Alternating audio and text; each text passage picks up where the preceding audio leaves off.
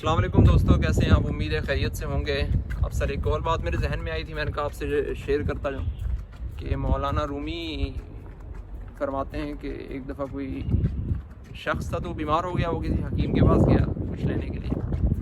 تو حکیم نے بولا تمہاری دوائی تو میرے پاس ہے، سب اجزاء ہیں، لیکن شہد نہیں ہے میرے پاس، تو تم شہد کہیں سے لے آؤ۔ تو خیر وہ شہد لینے چلا گیا، جگہ جگہ ڈھونڈتا رہا، اس کو شہد ملا نہیں کہیں سے۔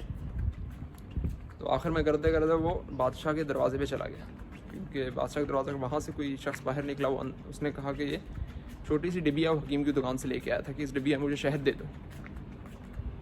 تو وہ شہد، وہ ڈبیا اٹھا کے وہ شخص اندر چلا گیا۔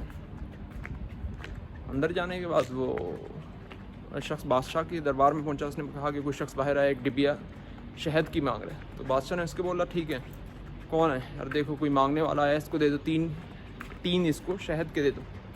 تو اس نے کہا حضرت یہ مطلب بادشاہ کو بولا کہ بادشاہ صاحب یہ تو انہوں نے ایک ڈبیا مانگی تھی، آپ تو پورے شہد کی 3 دے رہے ہیں۔ تو انہوں نے کہا وہ عام سا بندہ ہے، اس نے اپنے لحاظ سے مانگا ہے، میں اپنے لحاظ سے دے رہا ہوں۔ تو بس کیا یہ بات ذہن میں آئی تھی، جب آپ مانگتے ہیں تو آپ جس سے مانگ رہے ہیں، ہم کس سے مانگ رہے ہیں؟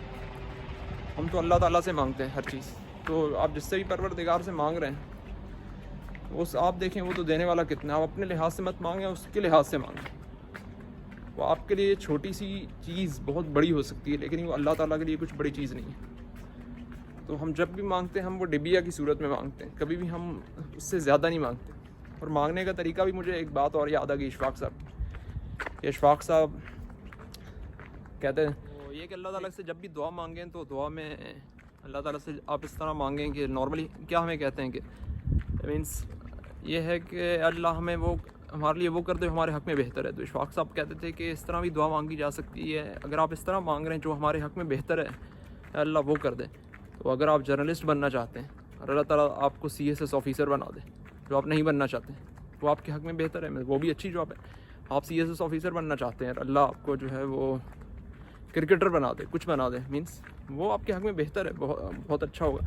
لیکن آپ دوسری طرح دعا اس طرح بھی مانگ سکتے ہیں کہ اللہ مجھے وہ بنا دے جو بھی آپ چاہتے ہیں، فار ایگزامپل CSS آفیسر، اس کو میرے حق میں بہتر فرما دے۔ تو اس طرح بھی آپ دعا مانگ سکتے ہیں کہ وہ جو آپ چاہتے ہیں اس کو بول کے اس کے بعد آپ کہیں کہ اللہ میرے حق میں وہ بہتر فرما دے۔ وہ تو بہترین جاننے والا ہے۔ اگر آپ یہ مانگیں کہ اللہ جو میرے حق میں بہتر ہے وہ آپ کو فقیری عطا فرما دے، اس سے بہترین چیز کیا ہے؟ لیکن تو یہ دعا مانگنے کا طریقہ ہے۔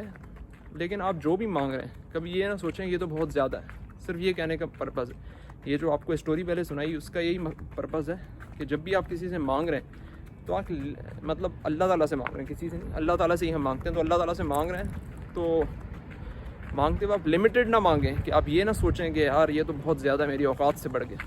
وہ تو دینے والا ہے، وہ تو دے دے گا۔ تو اللہ تعالیٰ تو دے سکتا ہے، اس کے خزانوں میں تو کمی نہیں ہے۔ بس یہ اتنی سی تھی گزارش کہ جب بھی آپ مانگ رہے ہیں دل کھول کر مانگیں، اور اپنی جو اوقات ہے اس کو خیال نہ رکھیں، بلکہ اللہ تعالیٰ کا دھیان رکھیں کہ وہ کتنا بڑا ہے، وہ کتنا عظیم ہے۔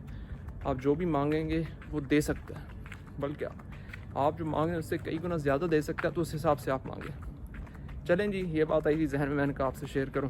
اوکے جی، اللہ آپ کو خوش رکھے، آسانیاں عطا فرمائے اور آسانیاں تقسیم کرنے کا شرف عطا فرمائے۔ اوکے جی، اللہ حافظ، السلام علیکم۔